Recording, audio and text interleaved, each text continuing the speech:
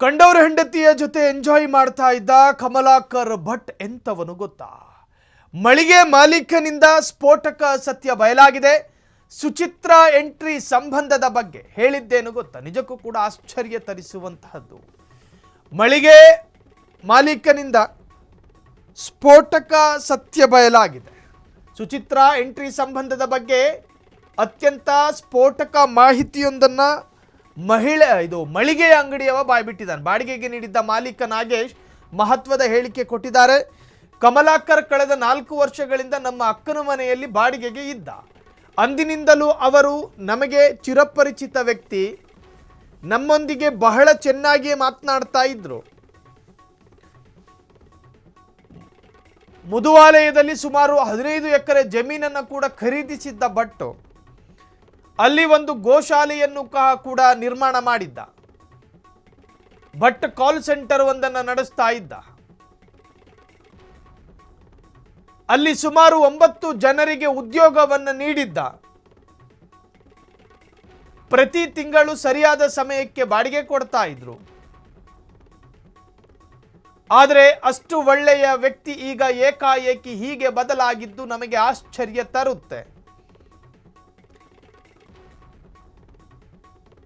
ಮಾಡ್ತಿದ್ದಿದ್ದು ಹಲ್ಕ ಕೆಲಸ. ಕಂಡವರ ಹೆಂಡತಿಯ ಶರೀರದ ಮೇಲೆ ವಿಪರೀತ ವ್ಯಾಮೋಹಿಯಾಗಿದ್ದ ಈ ಭಟ್ಟು 4 ಜನರ ಜೊತೆ ಚೆನ್ನಾಗಿದ್ಕೊಂಡು ಅಲ್ಲೊಂದಷ್ಟು ಸ್ವಭಗ ಅನ್ನೋ ಪದವಿಯನ್ನ ಪಡ್ಕೊಂಡು ಹಲ್ಕ ಕೆಲಸನ ನೀಟಾಗಿ ಮಾಡ್ಕೊಂಡು ಹೋಗ್ತಿದ್ದ. ಅದು ಯಾವ ದುರ್ಮುಹೂರ್ತ ದುರ್ಗಳಿಗೆಯಲ್ಲಿ ಈ ಕಾಮಾನಂದ ತಗಲಾಕಂಡ. ಇನ್ನು ಈತನಿಗೆ ಪಕ್ಕಾ ಕಾಂಬಿನೇಷನ್ ಎಂಬಂತೆ ಆಕೆಯ ಕ್ಯಾರೆಕ್ಟರ್ ಬೇರೆ.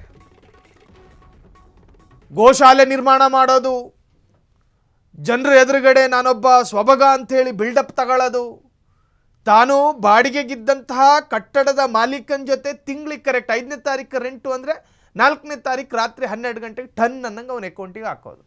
ಹೀಗೆಲ್ಲ ಮಾಡಿದಾಗ ಏನಾಗುತ್ತೆ, ಪ್ರೈಮರಿ ಇಮೇಜು ಬಿಲ್ಡ್ ಆಗುತ್ತೆ.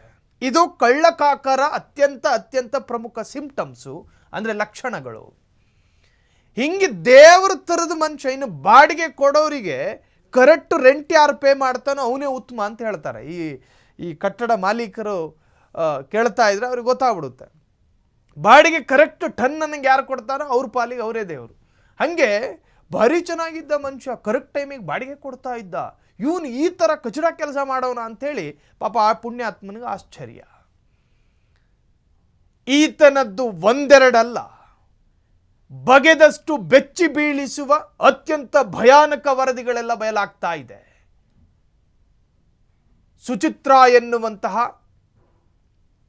ವಿವಾಹಿತ ಮಹಿಳೆಯ ಜೊತೆ ಸಂಬಂಧ ಇಟ್ಟುಕೊಳ್ಳೋದಕ್ಕೆ ಆಕೆಗೆ ಐಷಾರಾಮಿ ಆಡಂಬರ ಜೀವನದ ಹಾದಿ ಮಾಡಿಕೊಟ್ಟಿದ್ದ.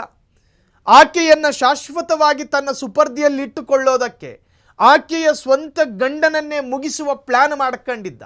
ಅದನ್ನು ತಡೆಯೋದಕ್ಕೆ ಬಂದಿದ್ದ ಒಬ್ಬ ಪುಣ್ಯಾತ್ಮ ಆತನ ತಮ್ಮ ಬಲಿ ತಗೊಂಡ್ರು, ಅನ್ಯಾಯವಾಗಿ ಕೊಂದು ಹಾಕಿದ್ರು. ಆ ಪ್ರಕರಣದಲ್ಲಿ ಇಬ್ಬರು, ಈಗ ಈ ಸ್ವಾಮಿ ಮತ್ತು ಆತನ ಸ್ಟೆಪ್ನಿ ಇಬ್ಬರು ಕೂಡ ಜೈಲಲ್ಲಿದ್ದಾರೆ. ಮಕ್ಕಳು ಬೀದಿಗೆ. ಆಕೆಯ ಮಗಳು, ವಯಸ್ಸಿಗೆ ಬಂದಂತಹ ಮಗಳು ಇವತ್ತು ಸಮಾಜದಲ್ಲಿ ಹೆಂಗೆ ತಲೆ ಎತ್ತಿ ನಡೆಯೋದಕ್ಕೆ ಸಾಧ್ಯ? ನಾಳೆ ದಿನ ಸಮಾಜ ಕೇಳಿದ್ರು ಕೇಳುತ್ತೆ. ನಮ್ಮ ಸಮಾಜನೇ ಆ ತರಹದ್ದು.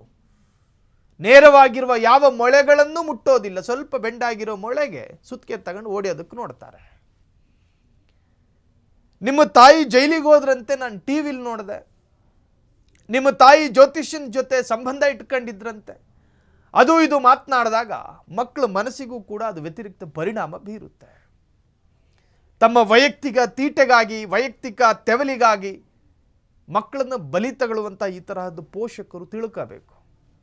ನಿಮಗೆ ಗಂಡ ಸರಿ ಅನ್ನಿಸ್ಲಿಲ್ವಾ, ಡಿವೋರ್ಸ್ ಮಾಡಿ, ಕಾನೂನಾತ್ಮಕವಾಗಿ ವಿಚ್ಛೇದನ ಕೊಟ್ಟು ದೂರ ಇರಿ. ಆದರೆ ಆ ಗಂಡನನ್ನು ಮುಗಿಸೋದಕ್ಕೆ ಷಡ್ಯಂತ್ರ ಮಾಡ್ಕೊಂಡಿದ್ರಂತೆ. ಒಟ್ಟಾರೆ ಬಾಡಿಗೆ ನೀಡಿದ್ದ ಮಾಲೀಕ ನಾಗೇಶ್ ಒಂದು ಸ್ಫೋಟಕ ಹೇಳಿಕೆಯೊಂದನ್ನು ಕೊಟ್ಟಿದ್ದಾರೆ. ಕಮಲಾಕರ್ ಕಳೆದ 4 ವರ್ಷಗಳಿಂದ ನಮ್ಮ ಅಕ್ಕನ ಮನೆಯಲ್ಲಿ ಬಾಡಿಗೆ ಇದ್ದ. ಅಂದಿನಿಂದಲೂ ಕೂಡ ತೀರಾ ಸೊಬಗನಂತಿದ್ದ. ನಮ್ಮೊಂದಿಗೆ ಬಹಳ ಚೆನ್ನಾಗಿಯೇ ಮಾತನಾಡ್ತಾ ಇದ್ದ. ಮುದುವಾಲದಲ್ಲಿ ಸುಮಾರು 15 ಎಕರೆ ಜಮೀನನ್ನು ಕೂಡ ಖರೀದಿ ಮಾಡಿದ್ದಂತೆ ಭಟ್ಟು. ಅಲ್ಲೊಂದು ಗೋಶಾಲೆಯನ್ನು ಸಹ ನಿರ್ಮಾಣ ಮಾಡಿದ್ದ. ಭಟ್ಟು ಕಾಲ್ ಸೆಂಟ್ರ್ ಒಂದನ್ನು ನಡೆಸ್ತಾ ಇದ್ದ. ಅಲ್ಲಿ ಬರೀ ಹುಡುಗಿಯರಿಗೆ ಮಾತ್ರ ಕೆಲಸ ಕೊಟ್ಟಿದ್ದ. ಅಲ್ಲಿ ಸುಮಾರು 9 ಜನರಿಗೆ ಉದ್ಯೋಗವನ್ನು ನೀಡಿದ್ದಂತೆ. ಪ್ರತಿ ತಿಂಗಳು ಸರಿಯಾದ ಸಮಯಕ್ಕೆ ಬಾಡಿಗೆ ಕೊಡ್ತಿದ್ರು. ಆದರೆ ಅಷ್ಟು ಒಳ್ಳೆಯ ವ್ಯಕ್ತಿ ಈಗ ಏಕಾಏಕಿ ಹಿಂಗಾಗಿದ್ದು ಯಾಕೆ ಅಂತೇಳಿ ನನಗೆ ಆಶ್ಚರ್ಯ ತಂದಿದೆ ಅಂತ ಮಳಿಗೆಯ ಅಥವಾ ಕಟ್ಟಡದ ಮಾಲೀಕ ಆಶ್ಚರ್ಯವನ್ನು ವ್ಯಕ್ತಪಡಿಸಿದ್ದಾನೆ. ಕ್ಷಣ ಕ್ಷಣದ ಸುದ್ದಿಗಳಿಗಾಗಿ ಫ್ರೀಡಂ ಟಿವಿ ಸಬ್ಸ್ಕ್ರೈಬ್ ಮಾಡಿ, ಲೈಕ್ ಮಾಡಿ ಹಾಗೂ ಫಾಲೋ ಮಾಡಿ. ಹೊಸ ಸುದ್ದಿಗಳ ನೋಟಿಫಿಕೇಶನ್ಗಾಗಿ ಬೆಲ್ ಐಕಾನ್ ಮೇಲೆ ಕ್ಲಿಕ್ ಮಾಡಿ.